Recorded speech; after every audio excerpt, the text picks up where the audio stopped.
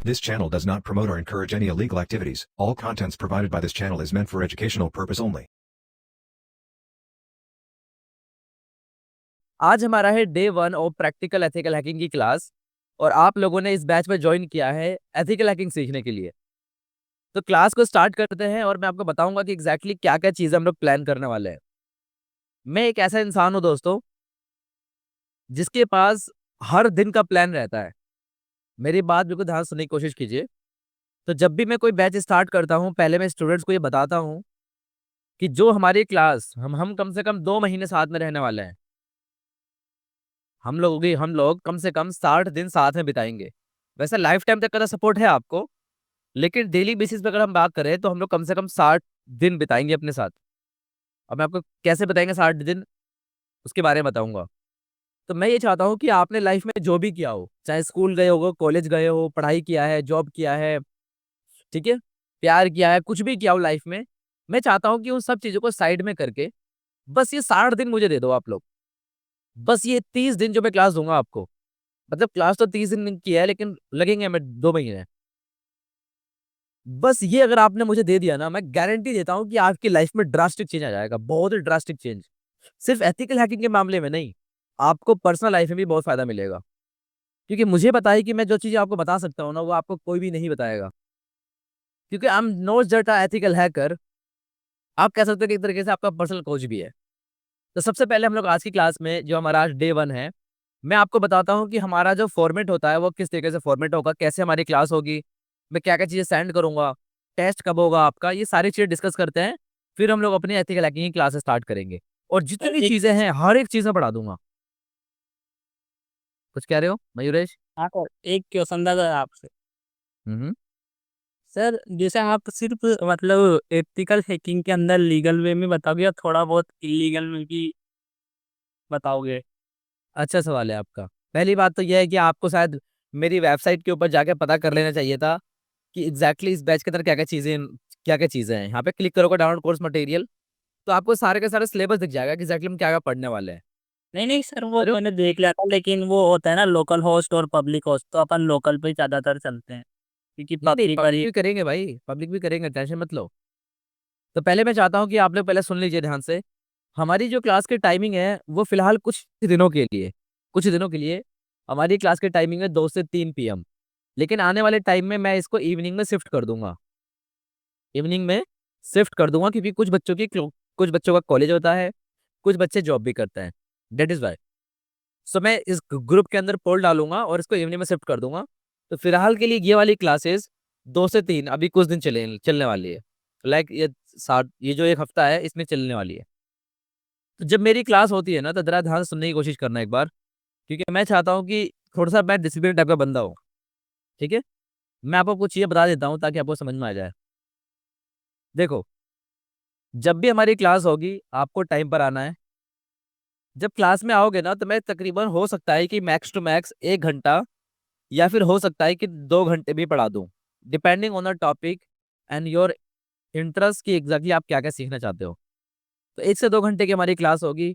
जैसी क्लास खत्म होने वाली होगी, मैं आपको डेली होमवर्क दूंगा, डेली होमवर्क। और इस होमवर्क को सीरियसली लेना है आप सबको। आप कहोगे सर हमने कॉलेज या फिर हमने स्कूल में होमवर्क किया है, लेकिन यहाँ पे भी हमें होमवर्क दोगे तो वो वाली फीलिंग नहीं आ रही है। लेकिन ध्यान रखना, यही होमवर्क आपको बिल्कुल अलग बनाएगा, बिल्कुल ही अलग, स्टैंड आउट करेगा अलग।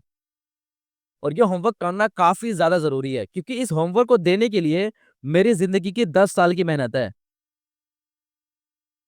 मैं इसलिए कह रहा हूँ। आप कहोगे सर ऐसा क्या है 10 साल की मेहनत, मैं बताता हूँ। ट्राई हैकमी पे 1,000 लैब है। हैक द बॉक्स पे तकरीबन 900 से ज्यादा लैब है। स्पोर्ट्स यूगर पे 630 से ज्यादा लैब है, 635 से ज्यादा लैब। पिको सिटी ऑफ डीवीडब्ल्यू की लैब ले लो तो तकरीबन 100 लैब और मिला लो। बी वैब की लैब मिला लोगे तो 300 लैब वहां मिल जाएंगी। समझ रहे हो? ये सारे के सारे प्रैक्टिकल लैब्स हैं। इतने मैंने करके छोड़ दिए हैं। तो एग्जैक्टली मैं किस डोमेन में, किस टॉपिक के लिए क्या पढ़ना है क्या नहीं पढ़ना है। साइबर सिक्योरिटी एक ऐसी फील्ड है ना जिसमें इतनी सारी चीजें हैं पढ़ने को, कि अगर आप बस बिल्कुल डायरेक्शन लैस होकर पढ़ना स्टार्ट करोगे तो आप खो जाओगे। So that is why I am just saying to you कि थोड़ा ध्यान से सुनने की कोशिश कीजिए। तो मुझे पता है कि एग्जैक्टली क्या आपको होमवर्क देना है, क्या नहीं देना है। तो ये हमारा देखना पेड बैच में कितना ज्यादा फर्क होता है, अभी जस्ट आपको 30 से 40 मिनट के अंदर समझ में आ जाएगा। ठीक है, तो मैं आपको होमवर्क दूंगा और जिस होमवर्क को आपको सबमिट करना है इसी ग्रुप के अंदर, क्या करना है, सबमिट करना है। तो जब मैं दूंगा इसके साथ साथ मैं आपको दे दूंगा क्लास के रिकॉर्डिंग्स, सुनते रहना ध्यान से। क्लास के रिकॉर्डिंग्स मैं आपको सेंड कर दूंगा।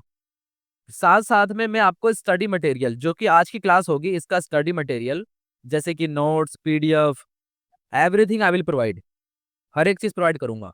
रिदम शर्मा, सूर्यवदीप और सैम भाई, बताइए एक बार आपको मेरी आवाज आ रही है? यस सर, आ रही है। ठीक है, अब जरा सुनना कि मैं इस चीज के ऊपर इतना जोर क्यों दे रहा हूँ। तो जब ये दूंगा तो अगली क्लास हमारी ऐसे रिपीट होगी, मैं क्लास में आया, बिल्कुल डिसिप्लिन के साथ आपको क्लास लेनी है, सुनना है, डाउट पूछने हैं, सारी चीजें मैं एक्सप्लेन करूंगा, पूरा का पूरा कंप्लीट प्रैक्टिकल करके दिखाऊंगा हर एक चीज को। कुछ पार्ट थ्योरी भी होती है जो कि इंपॉर्टेंट होती है, वो भी बताऊंगा। उसके बाद आपको होमवर्क दूंगा, क्लास की रिकॉर्डिंग, सारी चीजें दूंगा और सिंसियरिटी के साथ आपको काम करना है।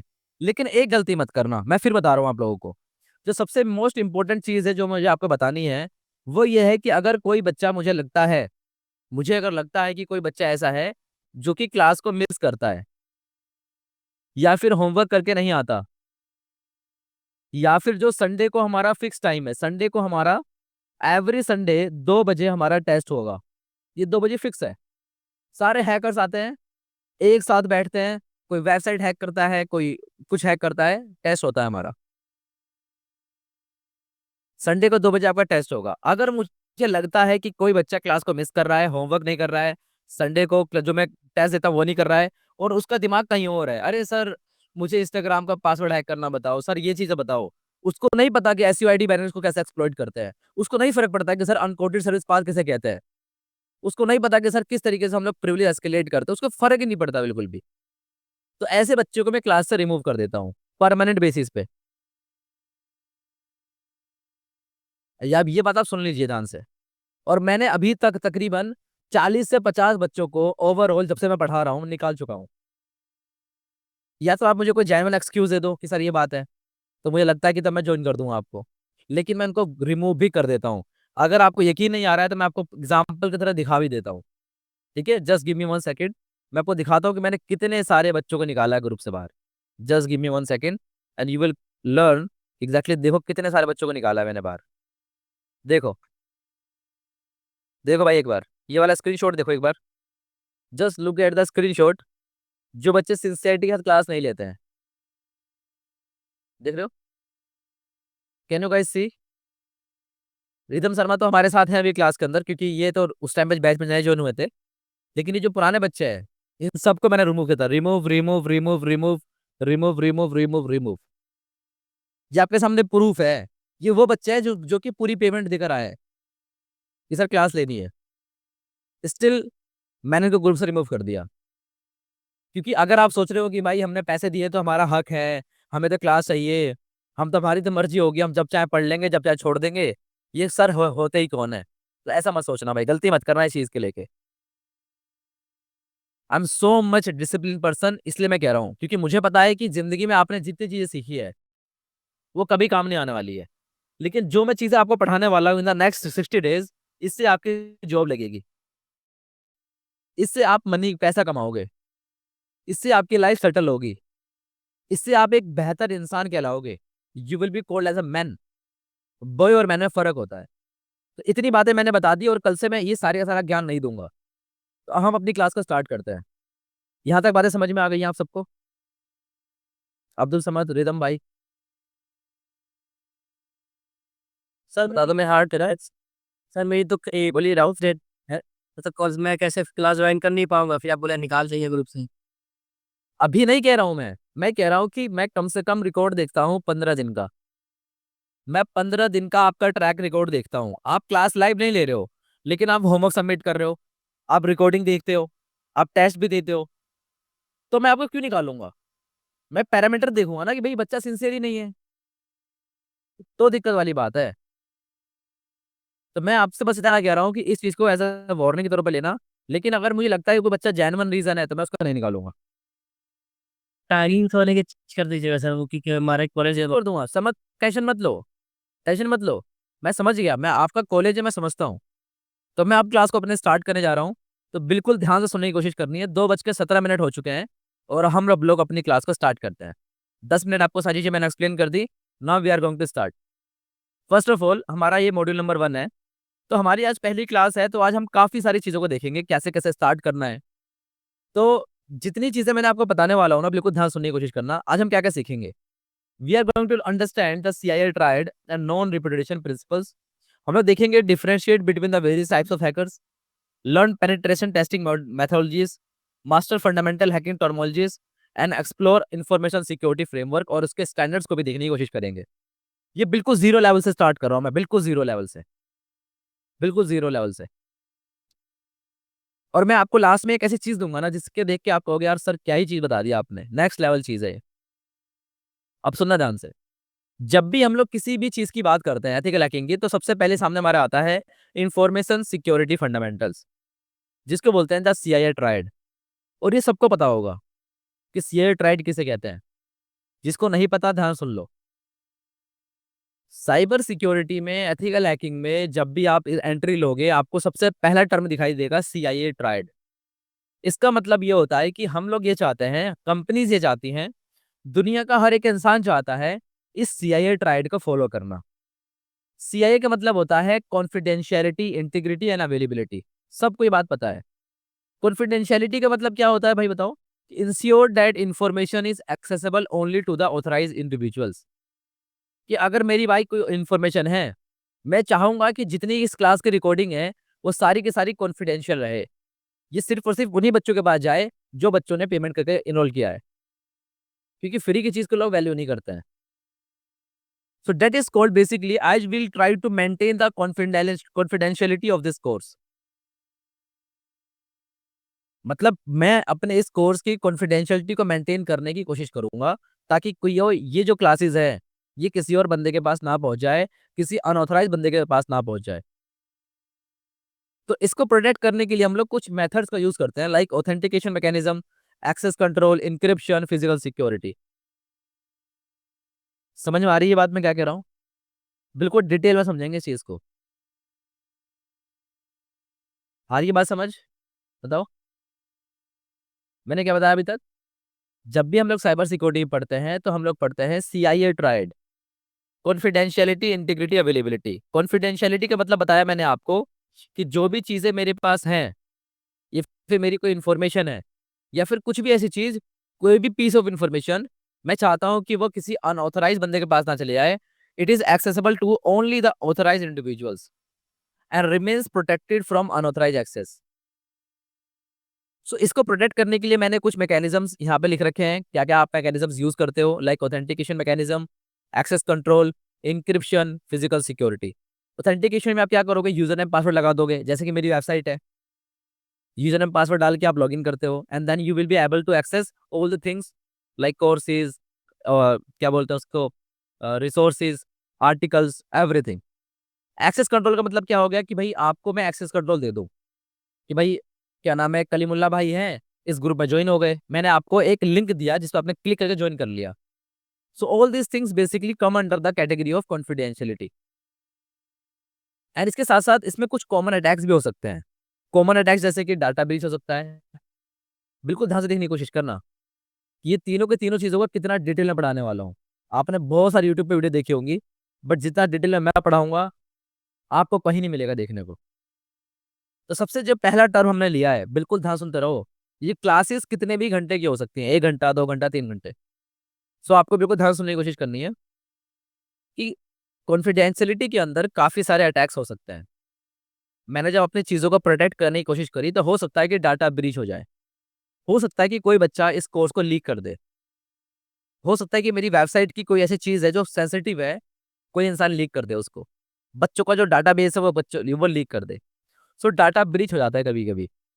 अनऑथराइज्ड एक्सेस हो जाए, कोई और बच्चा जॉइन कर ले ग्रुप में। कार्ड स्कीमिंग, आइडेंटिटी थेफ्ट, ऐसा हो सकता है। की logging, credential harvesting, fishing, social engineering, dumpster driving for sensitive documents, ये सारी की सारी चीज़ें किसको अफेक्ट करती है? कॉन्फिडेंशियलिटी को अफेक्ट करती है। यहाँ तक बात समझ में आई आपको मैंने क्या बात बोली है? सीआईए ट्रायड के अंदर देखो मेरी क्लास में जो बच्चा चुप रहेगा मैं उसको भी निकाल दूंगा। क्लास में बोलना है, जो बच्चा नहीं बोल पाएगा वो आगे इंटरव्यूज में भी क्रैक नहीं कर सकता कुछ। इसलिए बोलना सीखो, कॉन्फिडेंस लेकर आओ कि हाँ सर समझ में आ रहा है, कोई डाउट हो तो पूछो, टोको पूछो बीच में। यहाँ तक क्लियर है बातें? बताओ जरा एक। सर क्लियर है सर। सर तो हमें ये चीज समझ में आई कि सर जी आप सर जी ये डम्पस्टर टाइप बात ऐसा समझ में आई।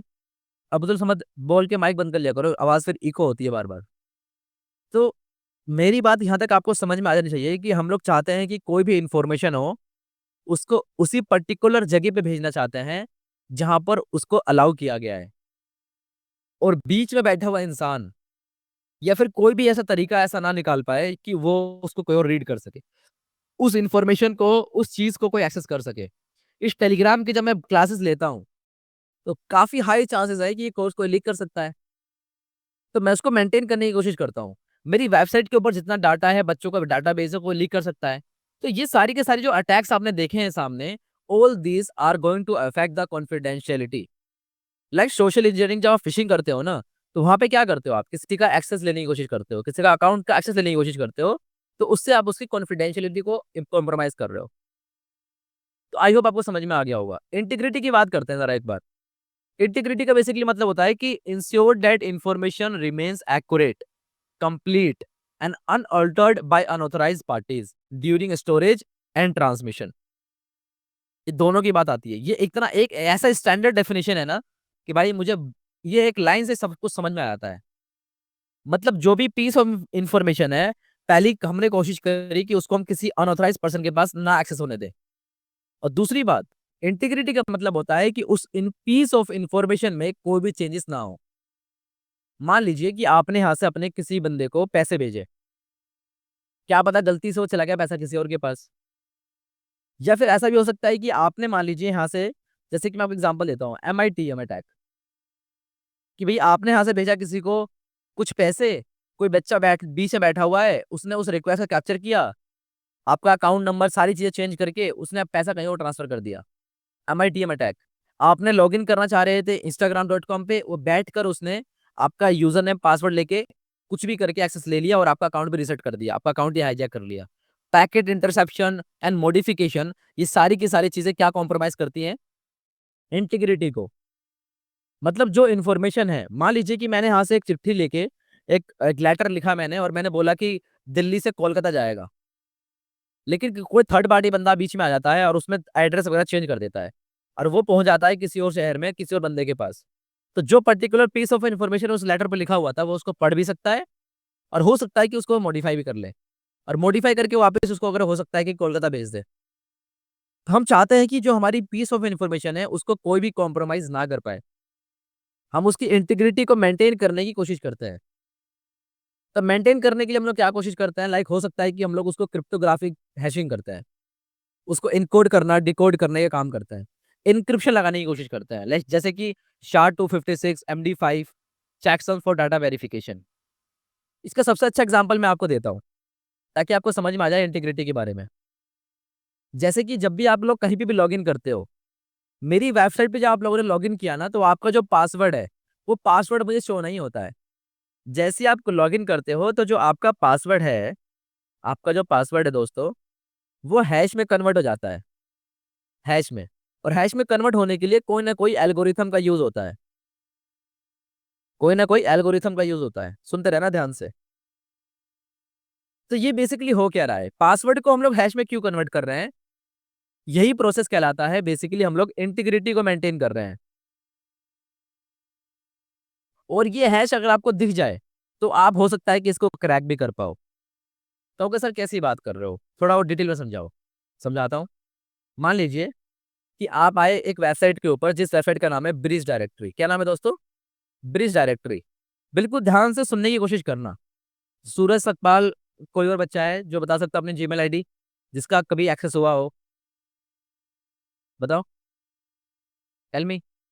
कोई बच्चा अपनी जीमेल आईडी बता दो। चलो रहने तो मैं अपने ही बताता हूँ, अपने बता देता हूँ मैं, टेंशन मत लो। क्योंकि हो सकता है कि अगर ये वीडियो में डाल दूँ यूट्यूब पे कहीं, ठीक है। So this is basically, let me enter my Gmail. So मैंने अपनी जीमेल आईडी डाल दी यहाँ पर, एक वेबसाइट है जिसका वेबसाइट का नाम है ब्रिज डायरेक्टरी। मैंने इसको किया एंटर, और ज़रा देखने की कोशिश करना दोस्तों बिल्कुल ध्यान से। मैंने क्या आया, मैं human, please drag the object to the correct phase. अच्छा, यहाँ पे डाल देते हैं इसको, ठीक है, वेरीफाई करते हैं। अच्छा, गलत हो गया वो, कौन सा था ये, कौन सा ये सही एक सेकेंड, ये यहाँ डाल देते हैं इसको, ठीक है। प्लीज ट्राई अगेन, क्यों भाई गलत गाया क्या मैंने? सर वो खाली बॉक्स नहीं डालना था सर। अच्छा अच्छा, sorry. Please click on the object that is different. क्या अलग है भाई, ये डिफरेंट है, बात हाँ। ठीक है, एंड ये डिफरेंट है। कभी कभी कैप्चा समझाते वक्त समझ नहीं आता, कोई बात नहीं। तो जैसे ही मैंने इस वेबसाइट पर कुछ डाला तो इसने क्या किया, इसने मुझे बताया कि कैनवा की जो वेबसाइट है, मैथ पे जो वेबसाइट है, ट्विटर की जो वेबसाइट है, cut out pro, and there are lot of website जहाँ पे मैंने लॉग इन किया था। मैंने अपनी लाइफ में अपनी इस मेल आईडी से काफ़ी जगहों पे लॉग इन किया, और वहाँ से कुछ लोगों ने वहाँ से डाटाबेस को डंप कर लिया, पासवर्ड्स को डंप कर लिया, और वो पासवर्ड्स लीक हो चुके हैं। तो मुझे अपने सारे पासवर्ड यहाँ पे दिख रहे हैं मेरे जीमेल आईडी के। अगर मैंने चेंज नहीं किया होता और 2FA नहीं लगाया होता तो 1 सेकंड के अंदर मेरा अकाउंट कॉम्प्रोमाइज हो जाता। तो अब क्या करेगा कोई बंदा बताओ? वो इस हैश को कॉपी करेगा, ये हैश को, इस हैश को। लेकिन जरा ये समझो कि मेरे पास मेरा असल पासवर्ड ये है, मैथ जो भी लिखा है, मैथ आगे, ये जेके करे को जो भी लिखा है आगे, मेरा असल में पासवर्ड ये है, लेकिन मुझे मिल क्या रहा है, हैश। सो बेसिकली ये जो प्रोसेस है ना कि आपके पासवर्ड को हैश में बदलना, ताकि आपकी चीजों को इंटीग्रिटी को मेंटेन कर सके, that is basically called as integrity को मेंटेन करना। अब ये हैश को मैं क्या करूंगा, मैं इसको क्रैक करने की कोशिश करूंगा। तो बहुत सारी वेबसाइट्स आती हैं, जैसे कि क्रैक स्टेशन आ गया आपके पास, या फिर आप हैश कैट से भी कर सकते हो, जो कि आने वाली क्लास में मैं दिखाऊंगा। बहुत ज्यादा मुश्किल से मुश्किल पासवर्ड्स को भी आप इजीली क्रैक कर सकते हो। पासवर्ड को क्रैक करने के भी काफी सारे मेथड्स होते हैं, मैं आपको जो दिखाऊंगा। कोडिंग करके कैसे करोगे, पाइथन से कैसे करोगे, टूल्स कैसे बना के आप क्रैक करोगे, ऐसे कौन कौन से सॉफ्टवेयर हैं, वर्डलिस्ट कैसे बनाओगे, और वर्डलिस्ट भी ऐसे ही कि तुरंत क्रैक करके दे देगा, वो भी मैं सिखाऊंगा आपको। तो मैंने उस हैश को यहाँ पे पेस्ट किया, आई एम नॉट रोबोट पे क्लिक किया, और ये काफी बार अच्छे से ना बता भी देता है। जैसे मैंने क्लिक किया क्रैक हैशेस, तो इसने मुझे बताया कि जरा देखो यहाँ पे, ये वाला हैश था, और इसने इसको क्रैक करके दे दिया, और इसका जो टाइप है वो है SHA-1, SHA-1 टाइप, और इसका जो पासवर्ड है वो है मैथवेट। देख रहे हो, इजिली क्रैक करके दे दिया। लेकिन अगर मेरा पासवर्ड टफ है, लाइक @ कोमा हैशटैग्स, और बहुत लंबा पासवर्ड है, तो उसको क्रैक करना काफी मुश्किल हो जाता है। लेकिन स्टिल हम लोग कोशिश करते हैं कि काफी हद तक पासवर्ड्स को भी क्रैक किया जाता है, तभी तो अकाउंट्स हैक होते हैं भाई। तो जो भी चीजें मैंने यहाँ पे करी हैं, मैंने क्या किया इस टाइम पर, उस बंदे का पासवर्ड क्रैक कर लिया, यानी मैं ही हूँ वो तो तो अब यहाँ पे सीन क्या है, मैं इसका पासवर्ड क्रैक करके उसके जीमेल आईडी पे लॉगिन करूंगा।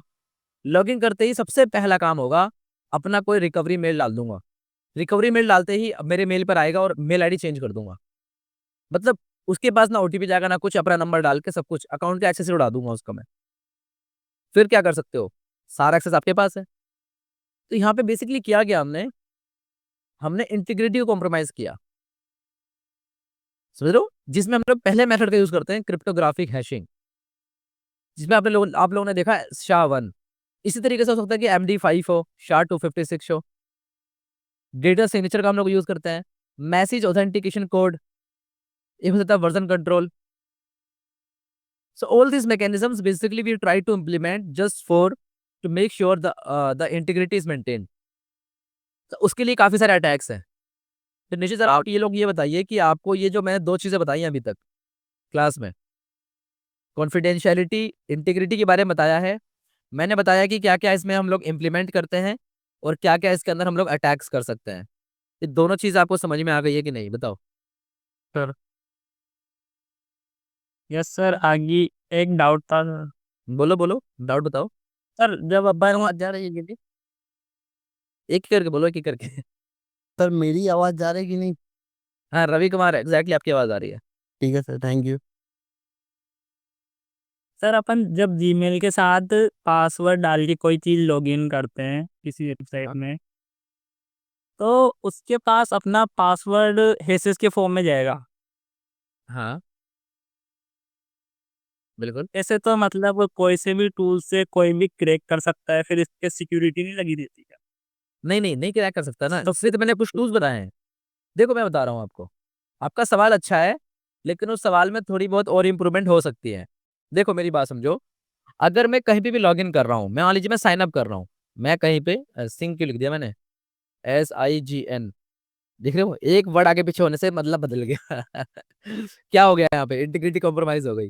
तो मैंने यहाँ पे किया साइन अप कहीं कर रहा हूँ मैंने पासवर्ड डाला है वहां पे, फॉर एग्जाम्पल मान लीजिए A से Z के बीच में मैंने अपना नाम डाल दिया। इसको क्रैक करने में मात्र कुछ सेकंड लगेंगे, 10 सेकंड्स। समझो मेरी बात को। अब हो सकता है कि मैंने A से Z और 0 से 9 किया, तो इसमें लगेंगे तकरीबन समझ लो 1 मिनट मुश्किल से मुश्किल क्रैक करने में। लेकिन अगर मैंने यूज किया A से Z के बीच में कोई भी लेटर्स, 0 से 9 और कैपिटल A से कैपिटल Z, समझ रहे हो, उसके बाद मैंने यूज कर लिया @ यानी कि सिंबल्स यूज कर लिए मैंने, और करेक्टर की जो लेंथ है, लेंथ वो मैंने 10 से ज्यादा ले ली, 10 से ज्यादा, समझ रहे हो, 10 से ज्यादा ले ली। तब इसको क्रैक करना समझ लीजिए सेंचुरीज लग जाएंगे, काफी मुश्किल हो जाएगा इसको क्रैक करना। मैं आपको एक एग्जांपल दिखाता हूँ। तो अब मान लीजिए यही वाला पासवर्ड है मेरा मैथवेट, ठीक है। सो मैं अगर अपने किसी स्टूडेंट का दिखाऊं एक बार, सो ये मेरा स्टूडेंट है प्रीतम बैनिक। सो इन्होंने भी एक टूल बनाया होगा, मैं देखता हूँ जरा एक बार।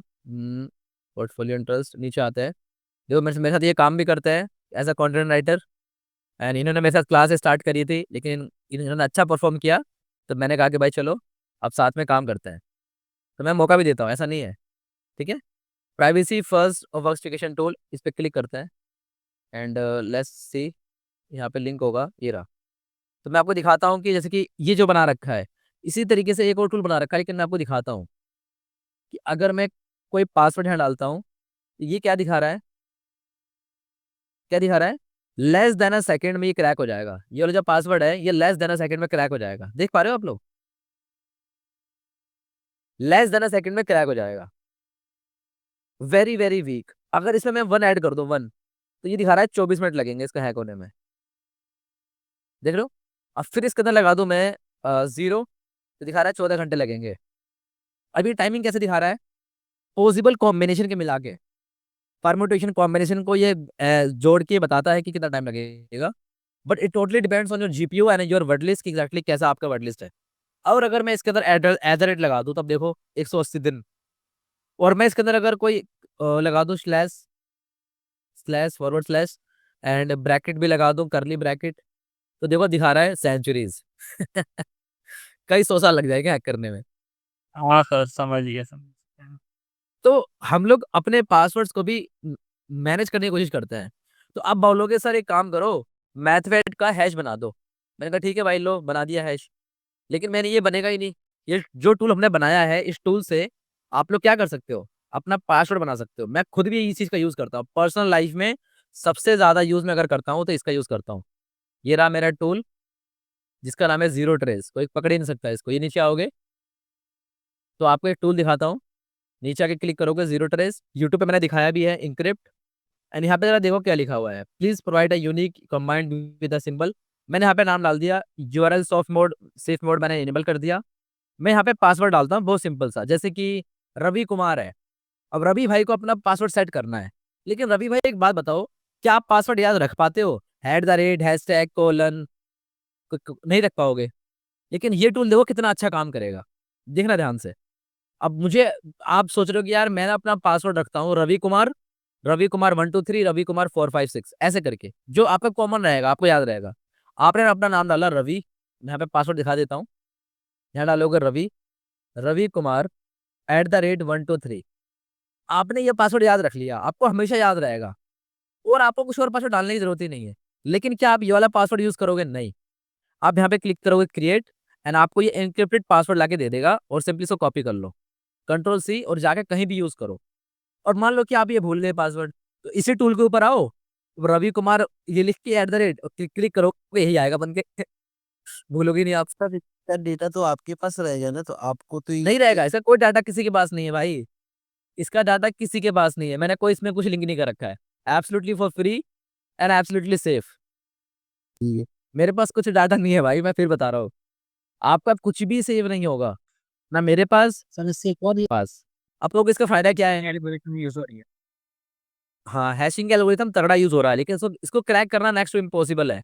और इसी पासवर्ड को अगर मैं कॉपी कर लूँ और यहाँ पर आके पेस्ट करता हूँ, तो ज़रा देखो क्या दिखाएगा, सेंचुरीज़। और पासवर्ड की लेंथ देखो ज़रा कितना लग रहा है। तो इसको कोई क्रैक नहीं कर पाएगा। और अच्छी बात ये है कि इस पासवर्ड का अगर हैश बन के भी बनाओगे भी ना हैश, तो भाई कई जन्म लग जाएँगे हैक करने में। मैं इसीलिए कह रहा हूँ कि इस टूल का यूज़ करने की आदत डाल लो।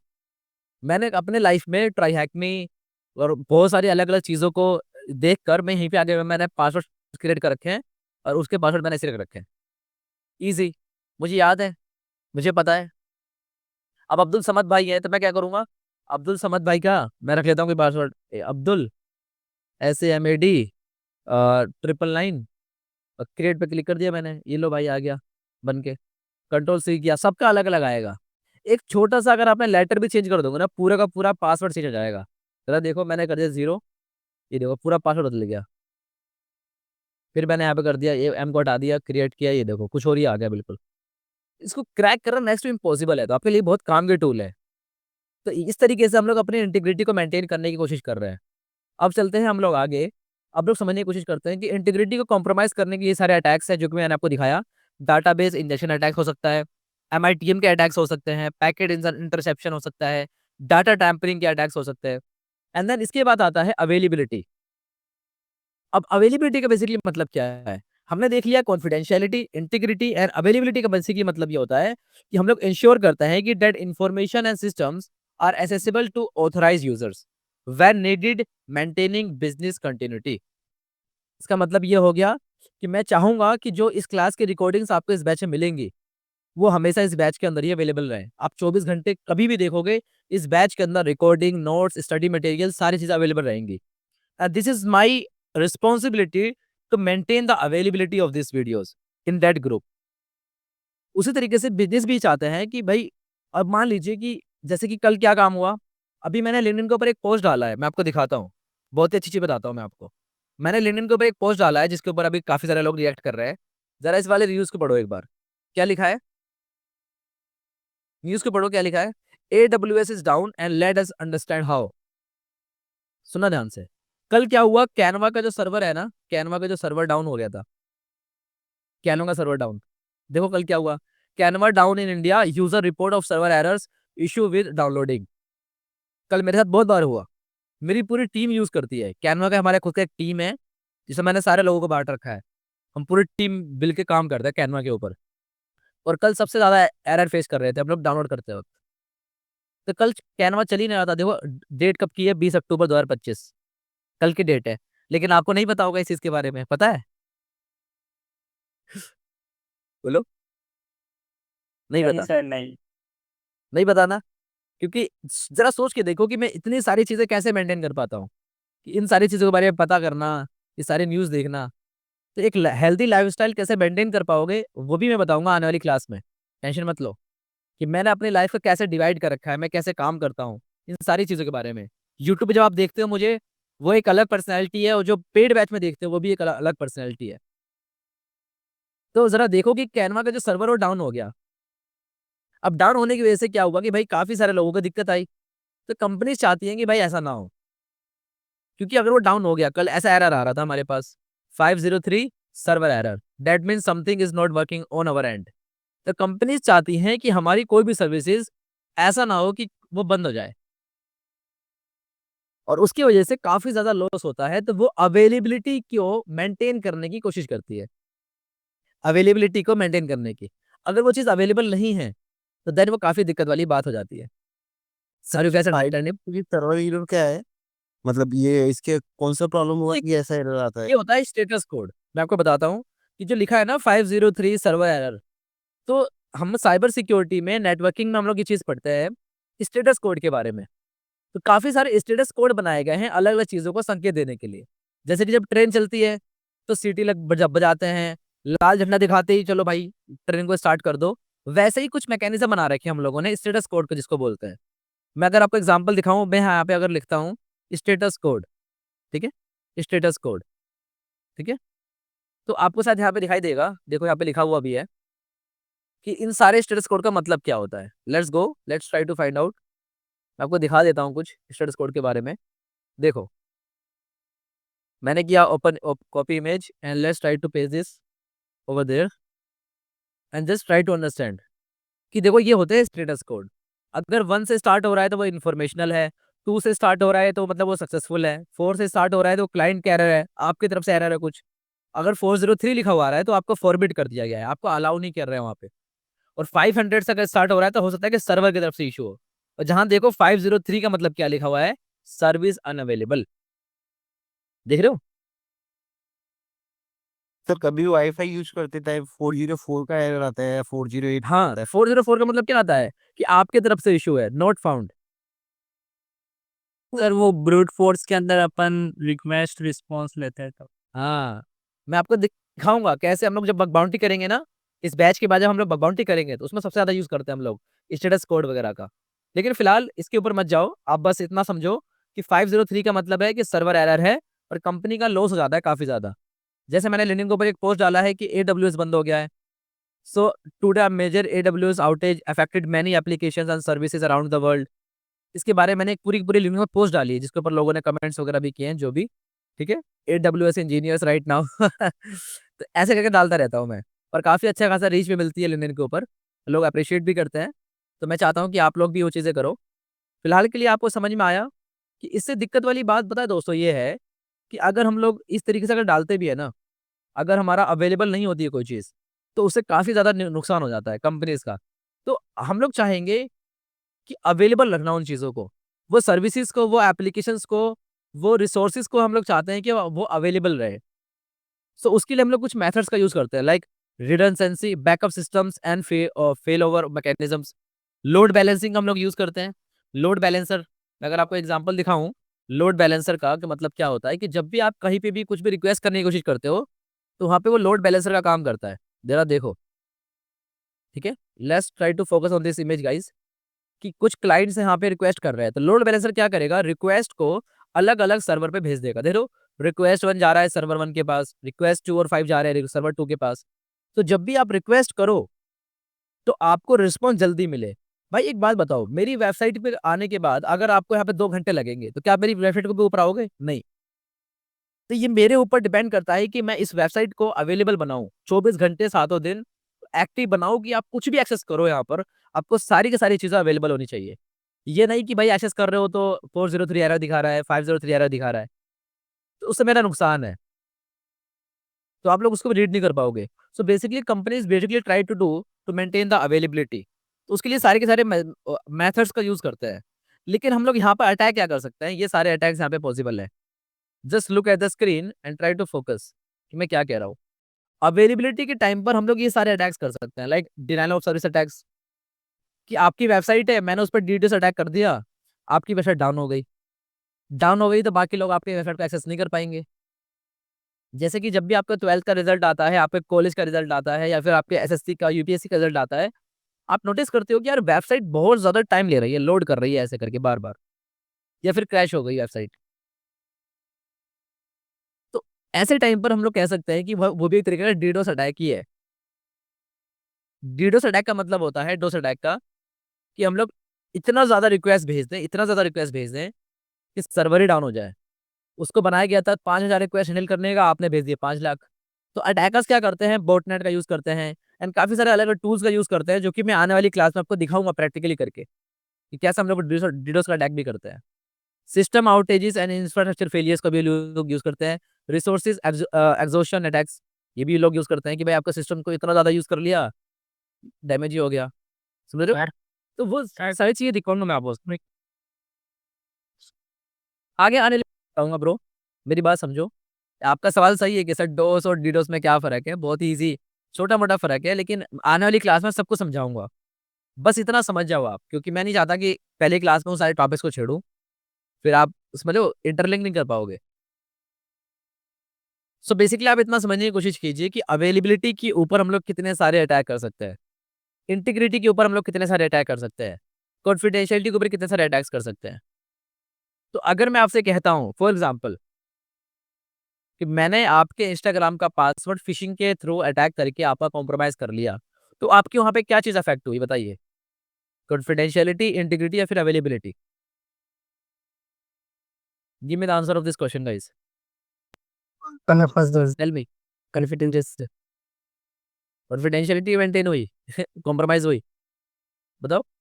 मैंने अभी आपको बताया था कि कॉन्फिडेंशियलिटी हमारी मेंटेन हुई, वो कॉम्प्रोमाइज हो गई, क्योंकि हम लोग यहाँ पर आपका डाटा ब्रीच कर पा रहा हूँ, मैं आपके सारे चैट्स देख पा रहा हूँ। So basically all this things आपको समझ में आ गई होंगी। अब आगे चलते हैं, थोड़ी चीज़ें और दिखाता हूँ मैं आपको, इंटरेस्टिंग चीज़ें। ठीक है। ये तो आपको पता ही है एग्जैक्टली टाइप्स ऑफ हैकर्स। ये तो पहली क्लास में क्या ही बताना है कि व्हाइट हैट हैकर्स क्या होते हैं, एथिकल हैकर्स होते हैं, ये अच्छा काम करते हैं। ठीक है। Focus on improving system posture, employed by organization, company इनको हायर करती है, फिर अच्छा काम करते हैं, हैकर्स होते हैं। एग्जाम्पल के लिए bug bounty hunters, penetration testers, security researchers, incident response specialist, ये सारे क्या हैं आने वाली क्लास में हम लोग देखेंगे। साइबर सिक्योरिटी में काफी सारे डोमेन्स है, बच्चों को ये समझ ही नहीं आता है। बच्चे कहते हैं कि यार हैकर बनना है, बच्चों को यही नहीं पता कि भाई आर्किटेक्ट और एनालिस्ट में क्या फर्क है, डीएफआईआर का मतलब क्या है, मालवेयर एनालिस्ट का मतलब क्या है, थ्रेट इंटेलिजेंस का मतलब क्या है। मुझे शौक में जाना चाहिए कि पेन टेस्टिंग में जाना चाहिए, ऑफेंसिव में जाओ कि डिफेंसिव में जाओ, बच्चों को ये लिटरली पता ही नहीं है। मुझे तो हैरानी होती है देख के, और साइबर सिक्योरिटी फील्ड में घुस जाते हैं पहले। तो इस बैच के अंदर मैं आपको ये सारी चीजें भी गाइड करूंगा आने वाली क्लास में, कि किस तरीके से आप लोग इन सारी चीजों को भी समझते हो। तो हैकर्स में सबसे पहली जो चीज आपने देखी कि व्हाइट हैट हैकर्स क्या होते हैं, फिर उसके बाद आप लोगों को पता होना चाहिए ब्लैक हैट हैकर्स के बारे में। मलेशियस हैकर्स होते हैं, इसके बारे में आपको सब कुछ पता है, जो कि सिस्टम्स को एक्सप्लॉइट करते हैं पर्सनल फायदे के लिए, किसी मलेशियस पर्पस के लिए। ठीक है।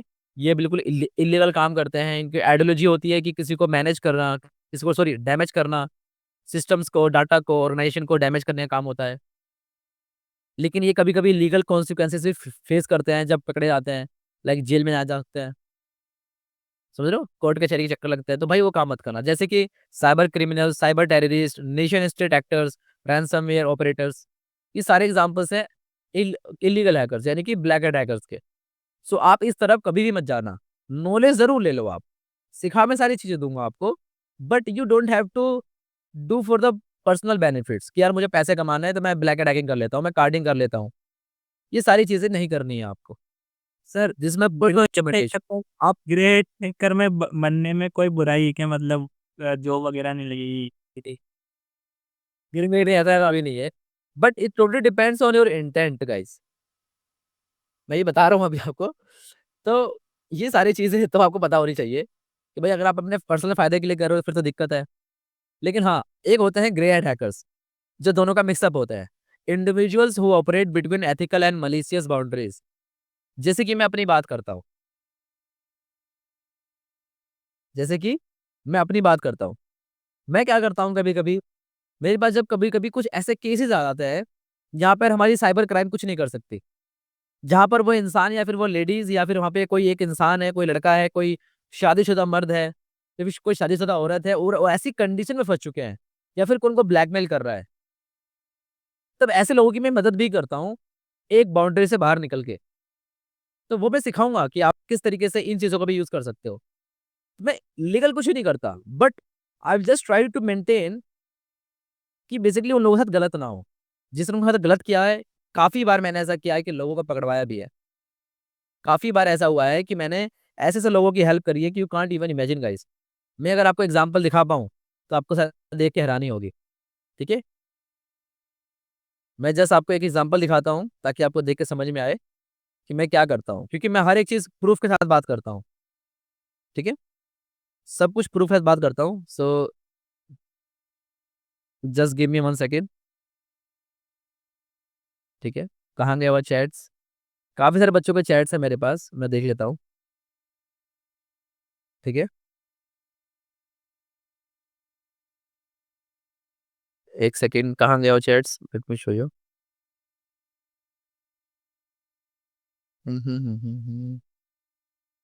ये रहा। देखो, मैं आपको कुछ दिखा देता हूँ। मैं आपको कुछ चैट्स दिखाता हूँ। ये रहे चैट्स। काफ़ी सारे चैट्स हैं, बट मैं किसी का नंबर रिवील नहीं करना चाहता। तो लेकिन मैं फिर भी दिखा देता हूँ एक आपको समझने के लिए। ये देखो, 10 अभी की बात है ये, 10/3/2025। अब देखो क्या मैसेज आया मेरे पास लास्ट में। मैसेज पढ़ो। Thank you so much sir for your help. He has been closed. मतलब पकड़ा गया है वो। एक स्कैमर था जो कि किसी एक ऐसे इंसान को ब्लैकमेल कर रहा था, जो कि किसी इंसान की जान जा सकती थी। ऐसे टाइम पे जब उनकी हेल्प करी तो उन्होंने बताया कि sir thank you, I could not पे योर डेब्ट इन माय लाइफ। खैर, समझ रहे हो? आपके सामने पूरा स्क्रीनशॉट है मैसेज का। ऐसे कई सारे लोग हैं, एक नहीं दो नहीं, बहुत सारे लोग हैं जिनकी मैं इस तरीके से मदद भी करता हूँ, एक बाउंड्री से बाहर जाके। वो मेरे टेक्निक्स हैं, मेरी पर्सनल लाइफ की एक्सपीरियंसेस हैं, नॉलेज है, जिनकी वजह से मैं उन लोगों की हेल्प कर पाता हूँ। जिसका एक छोटा सा डेमो मैं आपको अभी दिखाता हूँ। एक छोटा सा डेमो दिखाऊं? छोटा सा डेमो, बोलो, दिखाऊं? हाँ सर। सर दिखाइए। सबसे पहले कोई भी लेडीज मेरे पास आएगी, कोई भी बच्चा मैसेज करेगा, वो क्या कहता है? सर, मुझे इस नंबर से मैसेज आया था, सर इस नंबर से मुझे कॉल कर रहे थे। तो सबसे पहला काम ये होगा कि उस नंबर से उस बंदे की डिटेल्स निकालना, कि अगर किसी का फोन नंबर हमारे पास है, अगर किसी का फोन नंबर हमारे पास है, तो जब भी फोन नंबर कोई बंदा इशू कराता है, तो वो अपना आधार कार्ड यूज करता है ज्यादातर। तो हो सकता है कि उसका नाम, उसके फादर का नाम, उसके फादर का नाम, सुनते रहना ध्यान से, और हो सकता है कि उसका एड्रेस, उसका कौन सा सर्कल है, यानी कि कौन सी कंपनी का यूज कर रहा है, जियो का यूज कर रहा है, एयरटेल का यूज कर रहा है, या फिर और क्या कर रहा है, उसकी मेल आईडी। उसकी मेल आईडी हम लोग निकालने की कोशिश करते हैं। तो मैं सबसे पहले काम करता हूँ कि उसके फोन नंबर से सारी चीजें निकल जाती हैं। तो सबसे अच्छी बात यह है कि अगर ये एड्रेस निकल गया, तो काफी सारे साइबर क्राइम के जो लोग मेरे साथ काम करते हैं, सॉरी, मैं जब जिनके साथ काम करता हूँ वो मेरे साथ काम करते हैं, सिखाता हूँ मैं सारी चीज़ों को, तो मैं उनके पास ये मैसेज भेज देता हूँ कि सर ये रही बात। कुछ पुलिस कांस्टेबल भी हैं अलग अलग स्टेट के अंदर, ठीक है, लेकिन ये सारी चीज़ें मैं सीक्रेटली करता हूँ। मैं बता देता हूँ कि सर ये बंदा है, ऐसी सी बात है, प्लीज़ जाके इनको पकड़ लीजिए, और पकड़ा भी जाता है। काफ़ी बार ऐसे केसेस को सॉल्व किया है। लेकिन आप लोगों ने कभी देखा है इंस्टाग्राम पे, यूट्यूब पर आके कभी मैंने इन चीज़ों के बारे में बताया है? कभी नहीं बताया मैंने, क्योंकि मैं नहीं चाहता हूँ कि भाई इन चीज़ों को देखे कोई मेरी तारीफ करे या फिर वो करे। बस मैं चाहता हूँ कि एक, कहते हैं ना कि एक एनोनिमस टाइप रह के लोगों की हेल्प करो। तो बहुत लोगों की ऐसे हेल्प करी है भाई, मैं बता नहीं सकता आपको, लिटरली लोगों की जानें बचाई है। जो इंसान अपनी ज़िंदगी की आखिरी स्टेज पे है, पता नहीं कैसे भगवान ने कुछ भी ऐसा किया, अल्लाह ने कुछ ऐसा किया, उस इंसान ने मेरे पास कॉन्टैक्ट कर लिया, बस उसकी प्रॉब्लम सॉल्व कर दी। पूरी कोशिश कर लेता हूँ ऐसे टाइम पर। लेकिन हाँ, ये ज़रूर है कि 100 लोगों में से 90 लोगों की हेल्प कर लेता हूँ, 10% लोग ल रह जाते हैं हमेशा। तो अगर किसी का फ़ोन नंबर हमारे पास है, तो कैसे निकालोगे उसकी डिटेल्स? तो एक काम करते हैं, किसी का फ़ोन नंबर हम लोग लेते हैं। मैं अगर अपना फ़ोन नंबर लेता हूँ, तो थोड़ा-सा इश्यू हो सकता है, तो मैं किसका फ़ोन नंबर लूँ? किसी स्कैमर का फ़ोन नंबर ले लूँ मैं? हैं, बताओ? नहीं, नहीं, काम करते हैं। तो भाई जो भी इस वीडियो को देखेगा ना, इस नंबर का गलत यूज़ मत करना। मैं ज़रा आपको दिखाता हूँ कि इस फ़ोन नंबर कैसे निकालते हैं। ये सारी की सारी डिटेल्स कैसे निकालूँगा मैं आपको दिखाता हूँ। तो इसके लिए बस आपको 1 सेकंड का इंतज़ार करना है, ओके? 1 सेकंड का आपको इंतज़ार करना है। ठीक है दोस्तों? क्लियर है सबको, बोलो? इन तो बहुत सारे ब्लैक में होते हैं ना। मैं आपको दिखाता हूँ कि basically how I will try to find out the details about any number, ठीक है? मैं आपको दिखाता हूँ कुछ नंबर्स के बारे में। तो मैं बस ये देखना चाह रहा हूँ कि किसका नंबर लूँ मैं। बस बात ये है। तो मैं एक नंबर ले लेता हूँ, 9911, ठीक है? सर मेरी ये इसका नंबर है बल। ठीक है, चलो भाई। तो मैं आऊँगा इस वाली वेबसाइट के ऊपर। इस वेबसाइट का क्या नाम है? Extreme API study table IO. एक डाटाबेस को यहाँ पे लिंक कर रखा है, मेरे पास भी काफ़ी सारा डाटाबेस है। तो जैसे यहाँ पे क्लिक करोगे सर्च बटन पे, तो आपको इस नंबर के रिगार्डिंग सारी डिटेल्स लाके दे देगा, लाइक उसका आईडी, उसका मोबाइल नंबर, उसका नाम, उसके फादर का नाम, उसका एड्रेस, कंप्लीट एड्रेस, घर का पता तक लाके दे देगा आपको। अब बताओ बंदा कैसे भाग सकता है? आप कहोगे सर ऐसा कैसे हो सकता है? बच्चा तो हो सकता है वो कहीं और रहता हो। अच्छी बात है, बट वहाँ पे जाके हमें और भी इन्फॉर्मेशन मिल सकती है ना, एड्रेस पे जाके। Alternate mobile number not exist, circle Vodafone India Delhi, दूसरा नंबर भी इसका निकल कर आ गया। एक नंबर डाला मैंने और 2 नंबर निकल कर आ गया। क्या नाम है वेबसाइट का? अरे भाई भेज रहा हूँ, थोड़ा सब्र तो करोगे? आपको सारी चीज़ें प्रोवाइड करूँगा दोस्तों, टेंशन क्यों ले रहे हो आप? सारी चीज़ें प्रोवाइड करूँगा मैं। बट सुन लो पहले मेरी बात। देखो, एक नंबर से मैंने उसका दूसरा नंबर निकाल लिया, दूसरे नंबर से उसका दूसरा एड्रेस भी आ गया। और ये भी पता चलेगा कि उसका दूसरा नंबर क्या है, अल्टरनेट मोबाइल नंबर। ज़रा देख लो, एक नंबर, 1, 2, और ज़रा ये देखो 3, 3-3 नंबर निकल गए। खैर ये तो वही सेम नंबर लग रहा है मुझे, लेकिन जरा देखो ऑल्टरनेट नंबर भी आ गए मेरे पास। अब नाम भी देखो, जय चांद करके आ गया, फादर का नेम भी आ गया, एड्रेस भी आ गया, everything I got. But I just try to basically दोस्तों, इस नंबर का गलत यूज मत करना, ठीक है। अगर आप जो भी वीडियोस देख रहे हो, मैं कोशिश करूंगा इसको ब्लर करने की, लेकिन फिर भी हो नहीं पाता है ठीक है। तो हमने सारी डिटेल्स निकाली उस बंदे की इस वेबसाइट्स के थ्रू। तो इसी तरीके से काफी सारे क्लू होते हैं मेरे खुद की टेक्निक से, काफी सारी जिनकी मदद से मैं निकालने की कोशिश करता हूँ। बहुत सारे बच्चे क्या बोलेंगे कि सर ओसेंट वाली वीडियो देखी आपकी हमने, ज्यादा कुछ समझ नहीं आया, हमें तो सारी चीजें आती है, हम तो टेलीग्राम का बोर्ड का यूज करते हैं।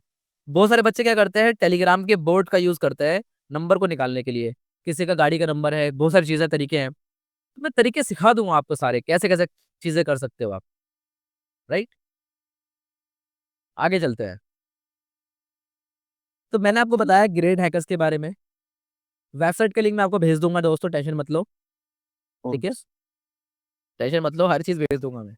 अगर मैं नहीं भी भेजता हूँ तो आप मुझे बैच, इस बैच के अंदर आप सिंपली टैग करके मुझे बोल दो कि सर ये चीज प्रोवाइड कर दो। आपको जो चाहिए मैं सब चीज प्रोवाइड करने को तैयार हूँ, लेकिन सिंसेरिटी के साथ, डिसिप्लिन के साथ पढ़ाई करनी है। 99% बच्चे ऐसे हैं साइबर सिक्योरिटी के अंदर जो सिर्फ और सिर्फ कलेक्शन बनाने के चक्कर में रहते हैं।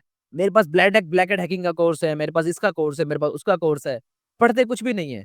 मेरे पास ये वाली बुक है, मेरे पास वो वाली बुक है, आता कुछ भी नहीं है, लेकिन कलेक्शन बना के जरूर रखेंगे।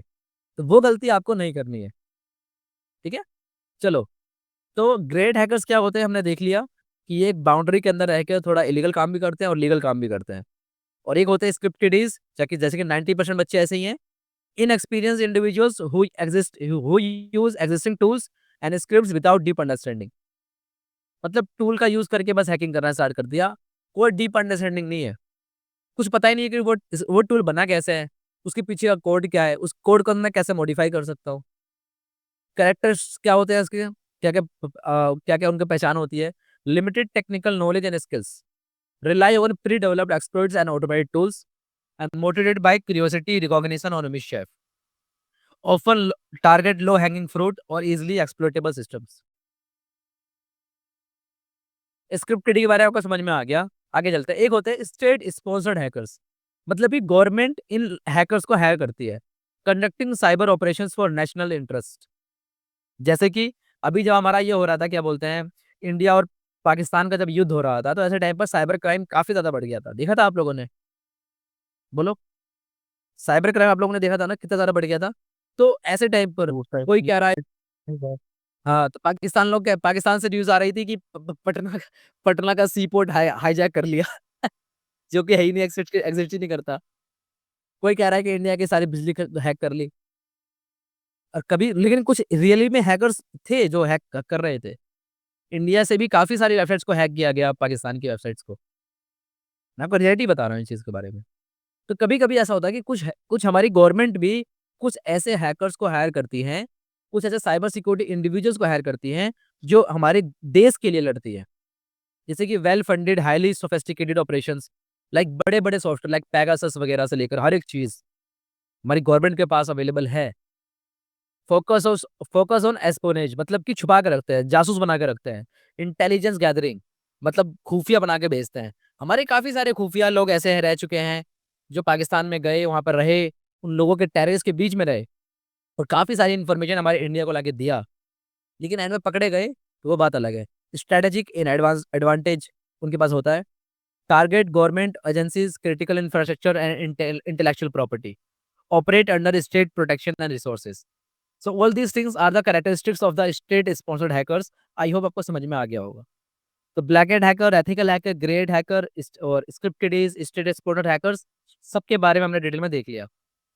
इसके बाद कुछ बातें और आती हैं, लाइक पेन टेस्टिंग के मेथोडोलॉजीज, कि हम लोग कैसे कैसे पेन टेस्टिंग करते हैं। तो जब भी आप लोग हैकिंग करने जाओगे ना दोस्तों, तो वहाँ पे आपको 3 तरह की चीज़ें दिखाई देंगी। क्या दिखाई देंगी? 3 तरह की चीज़ें दिखाई देंगी। मैं आपको दिखाता हूँ एक एग्जाम्पल, ठीक है, एक सेकंड देना मुझे। तो टोटल 3 तरह की चीज़ दिखाई देंगी आपको, एंड उसके बारे में आपको बताता हूँ। सबसे पहली चीज़, just focus on this image everybody. इस वाली इमेज पे जरा फोकस करो, यहाँ पे क्या लिखा हुआ है, देखो। एक होता है grey box pen testing, grey box क्या होता है बेसिकली कि एक ब्लैक बॉक्स और पिक्चर होता है। अब ब्लैक बॉक्स और ग्रे बॉक्स व्हाइट बॉक्स क्या है पहले उसके बारे में देख लेते हैं ताकि आपको पूरा समझ में आ जाए। तो जरा देखो, बिल्कुल ध्यान से देखने की कोशिश करना, और इस इमेज को अगर आपने देख लिया ना, मैं गारंटी देता हूँ कि आपको कोई भी डाउट नहीं रहेगा। तो ये वाली इमेज जरा देखो एक बार, कहाँ गई image, here it is the image, ठीक है, ये रही इमेज, देखा आप लोगों ने। तो टोटल 3 तरह की पेन टेस्टिंग के मेथोडोलॉजीज होते हैं। पहला होता है ब्लैक बॉक्स, फिर होता है व्हाइट बॉक्स, फिर होता है ग्रे बॉक्स। ब्लैक बॉक्स का बेसिकली मतलब होता है कि इसमें आपको ज़्यादा नॉलेज नहीं होती है टारगेट के बारे में। मतलब यहाँ पे जरा देखो लिखा है no knowledge, knowledge of the code बिल्कुल भी नहीं होता है आपको। व्हाइट बॉक्स में कंप्लीट नॉलेज होगी आपको, और ग्रे बॉक्स में क्या होगा, पार्शियल नॉलेज, आधा अधूरा ज्ञान होगा आपको किसी भी टारगेट के बारे में। उसी तरीके से एक होता है फोकस, इनका फोकस कहाँ होता है, फंक्शनैलिटी एंड बिहेवियर के ऊपर। इनका होता है इंटरनल कोड एंड लॉजिक के ऊपर, और इनका होता है कॉम्बिनेशन ऑफ बोथ। तो ये पूरे का पूरा एक टेबल है। इस टेबल को अगर आपने देख लिया, समझ लिया, तो काफी इजी हो जाएगा आपके लिए समझना। अब ये पेनिट्रेशन टेस्टिंग में टोटल 3 तरीके से पेनिट्रेशन टेस्टिंग की जाती है।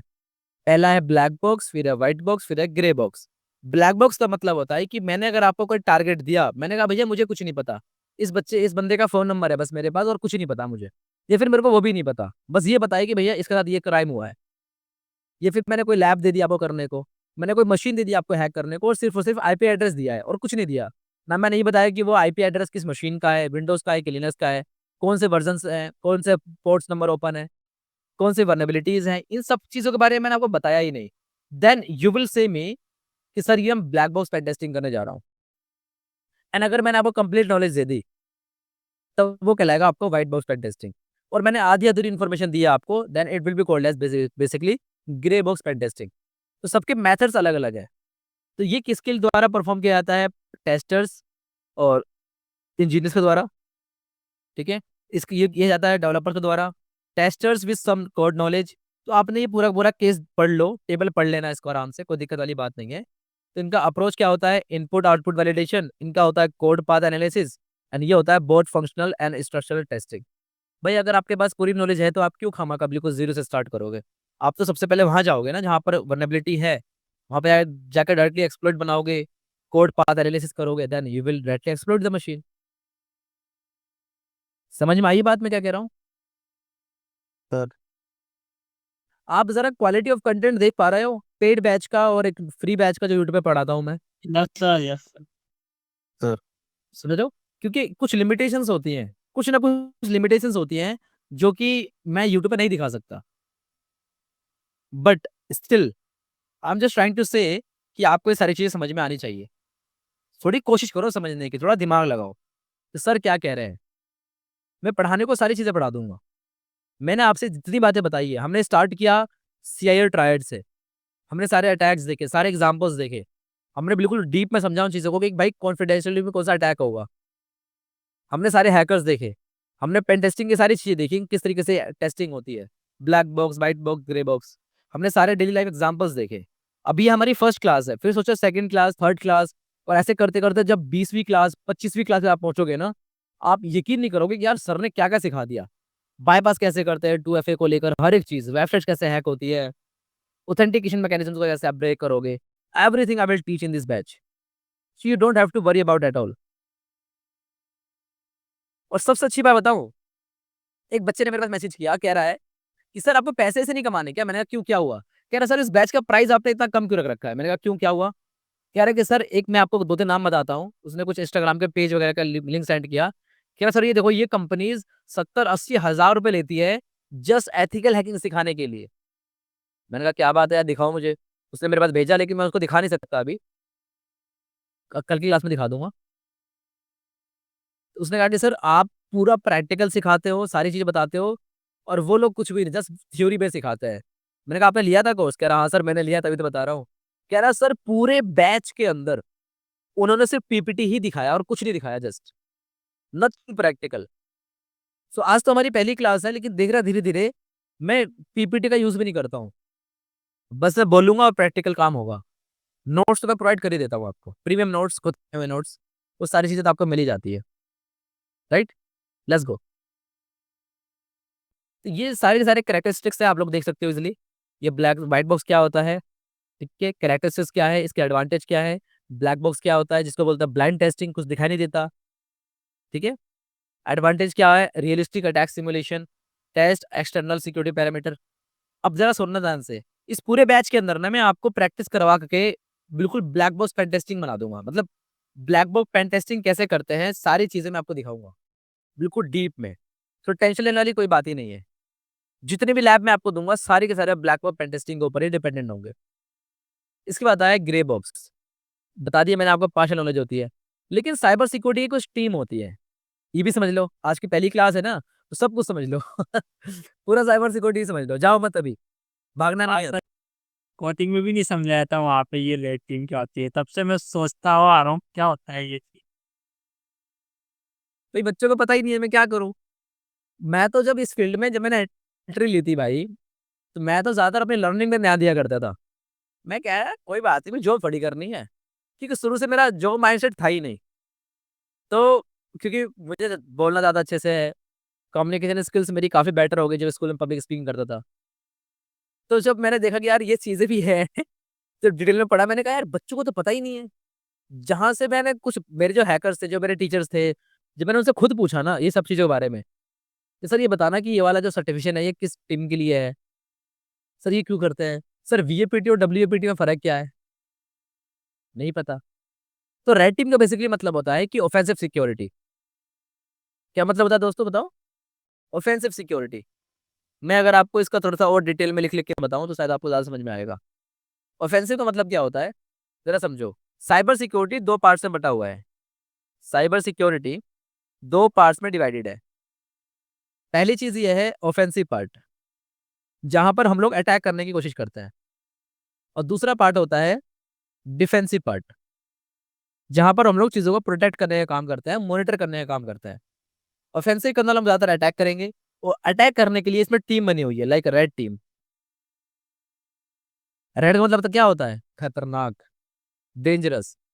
सो बेसिकली यहाँ पे भी वही बात है कि रेड टीम का मतलब हो गया offensive security, simulated adversaries conducting realistic attack scenarios. Responsibilities क्या क्या होती है इनकी, कंडक्ट करते हैं penetration testing, vulnerability assessment, simulate करते हैं एडवांस परसिस्टेंट थ्रेट सिनेरियोज, बिल्कुल रियलिस्टिक अटैक करने की कोशिश करते हैं।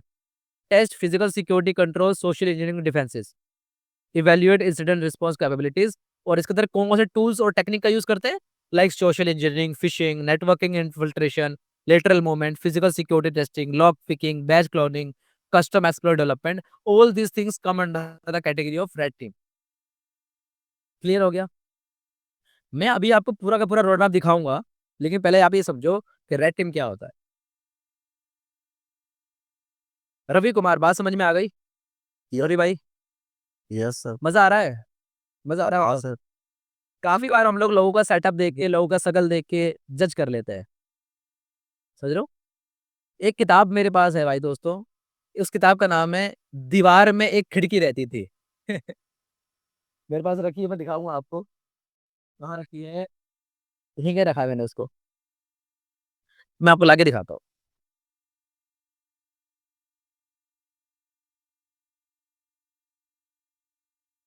जरा देखो, जरा ये बुक देखो एक बार, कितनी कितनी सिंपल बुक है दोस्तों, कितनी सिंपल बुक है। और इस बुक का नाम है दीवार में एक खिड़की रहती थी। विनोद कुमार शुक्ल की इनकी ये बुक है, और इनको साहित्य अकादमी पुरस्कार मिला हुआ है। अब इस बुक को कोई भी देखेगा कहेगा यार कोई प्रिंट नहीं है, एक हाथ ही छपा हुआ है बस, लेकिन कितनी बेहतरीन किताब है, आपको पढ़ के पता चलेगा। इसलिए काफी बार हम लोगों को जज नहीं करना चाहिए किसी को भी, समझ रहे हो। बहुत सारे लोग ऐसे हैं जो अच्छे खासे वीडियो क्वालिटी और एनिमेशन और एडिटिंग करके पढ़ाते हैं, यूट्यूब पर आके व्यूज गेन करते हैं, लेकिन सिखाते कुछ भी नहीं है। आप मुझे सिर्फ दो या तीन चैनल का नाम भी बता दोगे ना, कि भाई मेरे जैसे आपको आके पढ़ाते हैं, मतलब जैसे मैं पेड बैच में पढ़ा रहा हूँ, ऐसे आपको आके पढ़ा रहे हो। ज्यादातर मैक्सिमम देखे हैं मैंने, वो आके व्यूज लेने की कोशिश करते हैं। खैर, अब बुराई नहीं करते किसी की, आगे चलते हैं। दूसरा होता है ब्लू टीम। अब ब्लू टीम का मतलब जरा समझो। ब्लू टीम का मतलब होता है डिफेंसिव सिक्योरिटी। इसके अंदर आपको डिफेंस करना सिखाया जाता है, जैसे कि ये ज्यादातर सिक्योरिटी डिफेंडर्स यूज करते हैं, responsible for protection and incident response. Responsibilities क्या है इसकी? मॉनिटर करते हैं सिक्योरिटी इवेंट्स एंड मॉनिटर करते हैं security events and analyse their threat intelligence, implement and maintain security controls, respond to security incident and breaches, develop and improve security policies and procedures। ये सारी की सारी इनकी रिस्पॉन्सिबिलिटीज होती है, जिम्मेदारियां होती है। टूल्स और टेक्निक कौन सी यूज करते हैं? Like SIEM tool. अब ये SIEM टूल क्या होता है मैं आपको दिखाता हूँ एक सेकंड, ठीक है, ताकि आपको समझ में आए। ठीक है, ठीक है, मैं let me show you guys कि how does it exactly look like SIEM tool. ठीक है, मैं जरा इस इमेज को ओपन कर लेता हूँ। ये जरा टूल्स बेसिकली करते ही क्या है दोस्तों, जब मैं आपको एग्जांपल देता हूँ। ये प्योर SIEM टूल का एग्जांपल नहीं है, बट बहुत सारे टूल्स आते हैं। सो अगर मैं आपको दिखा पाऊँ तो शायद आपको समझ में आए ये टूल्स बेसिकली करते ही क्या है। ये ऐसे टूल्स है ना जो मॉनिटर करती हैं कि कोई अनऑथराइज यूजर एक्सेस करने की तो कोशिश नहीं कर रहा है। जैसे कि जरा यहाँ पे देख लो क्या लिखा हुआ है, there are 6 entities with extremely high risk scores, users, controllers, website, shares, project. ये सारी चीजें मेंटेन करती है, like case breakdown, case timeline, case workflow analysis, everything. ये सारी की सारी चीजें जो टूल्स है ना ये मैनेज करने का काम करते हैं। तो ज्यादातर जो बच्चे काम करने जाते हैं ना SOC में, SOC में, सिक्योरिटी ऑपरेशन सेंटर के अंदर, वो ज्यादातर यही काम करते हैं, इन्हीं टूल्स का यूज करते हैं, SIM टूल्स वगैरह का। ये सारी चीजें आती हैं ब्लू टीम के अंदर। ब्लू टीम शांति का प्रतीक होता है, तो इसको इसलिए लगा गया है क्योंकि वो डिफेंसिव के अंदर आता है। इसके अंदर टूल्स बता दिए मैंने आपको, IDS, IPS। ये क्या है? ये फायरवॉल है सारे के सारे, फायरवॉल का यूज करने की कोशिश करते हैं। EDR, and point detection and response का यूज करते हैं। ये मैं दिखाऊंगा आगे क्या होते हैं, कैसे काम करते हैं। Threat hunting and forensic analysis, ये सारी के सारे टूल्स और टेक्निक्स हैं जिनकी मदद से हम लोग डिफेंसिव करने की कोशिश करते हैं, डिफेंस करने की कोशिश करते हैं हैकर से और अटैक से। आई बात समझ में मैं क्या कह रहा हूँ? बोलो। Yes sir, yes sir. बात समझ में आ गई? एक डायग्राम और देखो ये क्या करता है बेसिकली, एक डायग्राम और देखो, ये जरा देखो एक बार क्या लिखा है, SIM। ये SIM टूल है, ठीक है, सॉफ्टवेयर। इन ऐसे ये क्या करता है बेसिकली, इधर देखो, log collection, log analysis, event correlation, log forensic, IT compliance, application log monitoring, object access auditing, real time alert कर देगा आपको, user activity monitoring, dashboard, reporting, file integrity monitoring, हर एक चीज करके दे देगा आपको, ताकि वो आपको डिफेंस कर सके।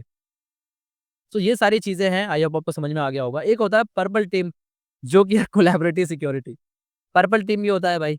अब ये पर्पल टीम क्या होता है ये भी देख लेते हैं एक बार। पर्पल टीम क्या होता है, ठीक है। तो पर्पल टीम का बेसिकली मतलब है integrated approach combining red and blue team methodologies, दोनों में मिक्सअप कर दिया।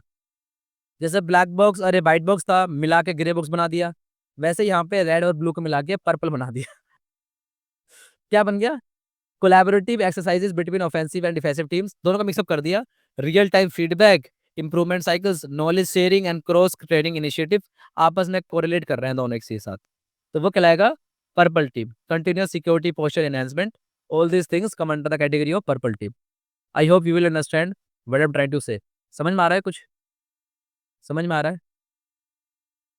बोलो। सर हाँ, यस सर, हाँ यस सर। मैं आपको एक एग्जांपल और दिखाता हूँ। जब तक मुझे अंदर से ये फील नहीं होता ना कि मेरे स्टूडेंट को सब कुछ समझ में आ गया है, तब तक मैं शांति से बैठता नहीं हूँ। जैसे कि ये वाला एग्जांपल देखो, ये भी एक टूल है जिसका नाम है स्प्लंक। सारे सारे मॉनिटरिंग टूल्स हैं। ये क्या करते हैं? देखो यहाँ पे लिखा हुआ है कि access notables, and point notables, network notables, सब कुछ यहाँ पे लिखा रहता है। थ्रेट नोटेबल्स क्या लिखा हुआ है, UBA नोटेबल्स, ये पूरा ग्राफ वगैरह बना के देता है। लोग उसको मैनेज करते हैं कि कौन क्या कर रहा है, क्या एक्टिविटीज है, कौन अनऑथराइज कर रहा है, कौन क्या कर रहा है, सब कुछ दिख जाता है आपको यहाँ पर। समझ लो? तो यहाँ पे देखो ऊपर लिखा हुआ है सिक्योरिटी पोस्चर, इसके ऊपर लिखा है क्लाउड सिक्योरिटी, सिक्योरिटी डोमेन्स, काफी तरह के यहाँ पे टूल्स होते हैं। तो जो कंपनी में बंदे काम करते हैं ना, कहते हैं कि भैया मैं तो साइबर सिक्योरिटी में काम करता हूँ। किस पोजीशन में काम करते हो? मैं सॉक लेवल 1 पे काम करता हूँ। तो सॉक लेवल 1 पे जो बंदे काम करते हैं तो वो ज्यादातर यही करते हैं। फिर लेवल 2 पे जाते हैं, फिर लेवल 3 पे जाते हैं। लेकिन लेवल 1 की चीजें ना सारी की सारी अब AI कर दे रहा है।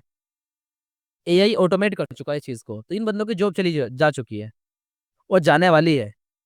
आपने देखा होगा भाई, TCS 40,000 लोगों को उसने बाहर निकाल दिया, 40 या 20,000 लोगों को बाहर निकाल दिया, आपने देखा भी होगा। मैं अगर आपको दिखाऊं TCS ले ऑफ, ठीक है, तो यहाँ पे आपको दिखाएगा कि TCS ने कितने सारे लोगों को निकाला बाहर। देख लो, 19,755 लोगों को बाहर निकाला।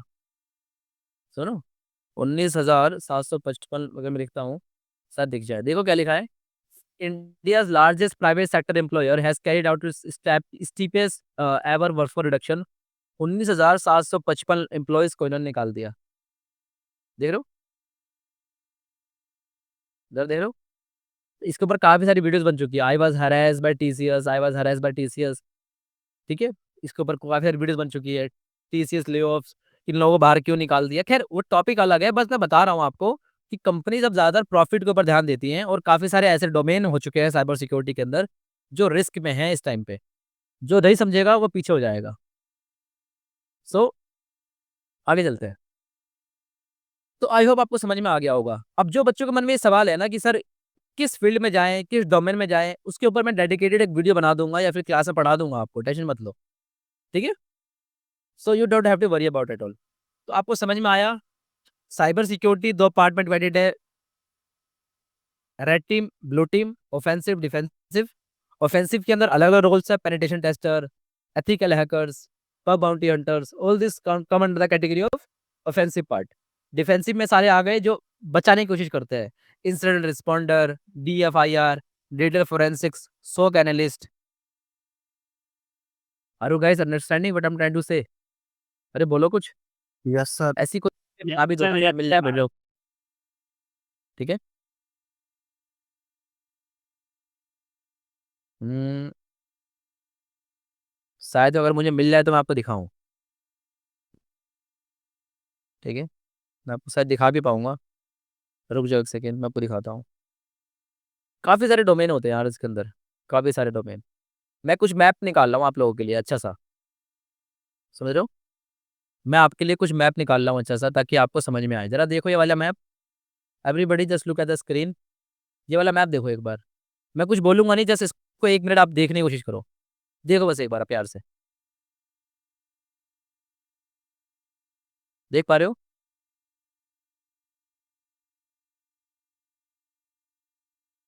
कैन यू गाइस सी? जरा देखो एक बार, कितने सारे डोमेन है इसके अंदर साइबर सिक्योरिटी के अंदर। तो भाई बच्चों को पता ही नहीं है ना, तो फिर वो कैसे जॉब ले पाएंगे? मेरा काम है बताना, समझ रहे हो? चलो, तो आप काफी सारे डोमेन है भाई। ओके, काफी देर हो गई मुझे बोलते बोलते, आई हैव टू गो। ठीक है, चलो, यहाँ तक चीजें समझ में आ गई। इसके बाद नीचे आओगे तो कुछ टर्मिनोलॉजीज है, इसके बारे में आगे देखेंगे। वर्नेबिलिटी किसे कहते हैं, पेलोड किसे कहते हैं, एक्सप्लॉइट किसे कहते हैं, जीरो डे वर्नेबिलिटीज किसे कहते हैं। इसके बाद डार्क वेब, डीप वेब के बारे में पढ़ेंगे, ये सारी चीजें क्या होती हैं। फिर MITM के अटैक देखेंगे, डीडोस अटैक देखेंगे, जब आप पूछ रहे थे ना सर क्या होता है। फिर password based attacks, host attacks, ये पहली क्लास का ही पार्ट है, लेकिन मैं आपको इस चीज को आगे बताऊंगा कि मेथोलॉजी क्या है, रिकॉनेसिस करते हैं, फिर रिकॉनेसिस में क्या क्या चीजें आती है, स्कैनिंग कब करते हैं, गेनिंग एक्सेस कैसे करते हैं, मेंटेनिंग कैसे करते हैं, कवरिंग ट्रैक। आप जरा लेवल ऑफ नॉलेज देख पा रहे हो आप, जो मैं आपको पहली क्लास में दे पा रहा हूँ। लेवल ऑफ कंटेंट देखो जरा एक बार, समझ रहे मेरी बात? यूट्यूब पे बंदे वो होते हैं ऐसे करके, यार 1 घंटे का लेक्चर यार मैं नहीं देखूंगा, मुझे इंस्टाग्राम पे 1 मिनट का सोर्स में सीख जाऊं। बच्चे सोचते हैं कि मैं रील देख के हैकिंग सीख जाऊं। क्या बात है भाई, हम पागल है जो हमने इतना सारा टाइम इन्वेस्ट किया इस चीज के अंदर। Information security standards and compliance के बारे में बात करेंगे, जब हम लोग देखेंगे PCI DSS, इसको बोलते हैं payment card industry data security standard, इसके बारे में बात करेंगे, ये चीजें कैसे काम करती है, जो बहुत जरूरी है आपके लिए समझना। HIPAA, इसके बारे में बात करेंगे। ISO 27001 information security management systems के बारे में बात करेंगे। फिर प्रैक्टिकल पूरा देखेंगे हम लोग कैसे कैसे चीजें करते हैं, जो कि हमारे क्लास का नेक्स्ट पार्ट होगा। सो आई होप आपको समझ में आ गया होगा कि एग्जैक्टली मैंने आपको जो चीजें पढ़ाई हैं मॉड्यूल नंबर 1 के अंदर। बताओ समझ में आया कुछ? क्योंकि मैं 1.5 घंटे से बोल रहा हूँ और आप 1.5 ये बातें को सुनने की कोशिश कर रहे हो। बताइए एक बार। और अगर मान लीजिए कि मैं इस वीडियो को डालता भी हूँ, तो कुछ जो बच्चे लेना चाहते हैं बैच, जो बच्चे बैच लेना चाहते हैं, ठीक है, क्योंकि ये वीडियो और भी बच्चे देखेंगे, तो भाई वेबसाइट के ऊपर आ जाओ cybermindspace.com के ऊपर। ठीक है, अगर आपको मेरा पढ़ाना अच्छा लगता है तो यहाँ पे क्लिक करोगे कोर्सेज, और ये रहा एथिकल हैकिंग का बैच। इस पर क्लिक करके आई एग्री एनरोल नाउ, और यहाँ पर आके आप इजिली एनरोल कर सकते हो, वेरी इजी। ठीक है, या फिर आप मुझे मैसेज भी कर सकते हो। फिलहाल आज की क्लास के अंदर हमने इतनी सारी चीज़ें सीखी, आई होप आपको समझ में आ गया होगा और मज़ा भी आया होगा काफ़ी। मैं आपको इस क्लास के नोट्स, स्टडी मटेरियल, क्लास के रिकॉर्डिंग और आपका जो भी होमवर्क है मैं सब कुछ सेंड कर दूंगा। अगर होमवर्क की बात कर ही रहे हो आप, तो अभी बता देता हूँ, सुन लो। होमवर्क की बात अगर आप कर ही रहे हो, so let's try to give you the homework. तो मैं आपको होमवर्क देता हूँ। तो होमवर्क में करना क्या है, आपको सबसे पहले देख लो एक बार। आपको आना लर्निंग पाथ, ठीक है। लर्निंग पाथ में आने के बाद आपको यहाँ पर आना है और क्लिक करना है यहाँ पे प्रेस सिक्योरिटी। प्रेस सिक्योरिटी में आने के बाद आपको ये वाली जो लैब्स दिखाई दे रही है, offensive security, defensive security, careers and cyber security, ये तीनों तीनों करके लेकर आना है। कि नीचे का मत करो, वो मैं करा दूंगा, बट फिलहाल ये करके लेकर आओ। ऑफेंसिव, डिफेंसिव एंड करियर, ये 3 लैब्स आपको करके लेकर आना है। कर लोगे? यस बोलो, कर लोगे? सर ये तीनों लैब करके लेकर आना है आपको। और उसके अलावा जो मैं नोट्स दे रहा हूँ आपको, इन नोट्स को भी पढ़कर आना है। कल मैं आपसे सवाल भी पूछ सकता हूँ। I will ask you some questions regarding this lecture, right? So you have to do all this and thank you so much. आप लोगों ने मेरी बातों को 1.5 घंटे सुना है and you as you can see guys कि how much effort I am putting in this lecture. So I hope कि आपको चीज़ समझ में आ रही होंगी एंड हम लोग मिलते हैं अगली क्लास में। तब तक के लिए bye, take care, see in the next session.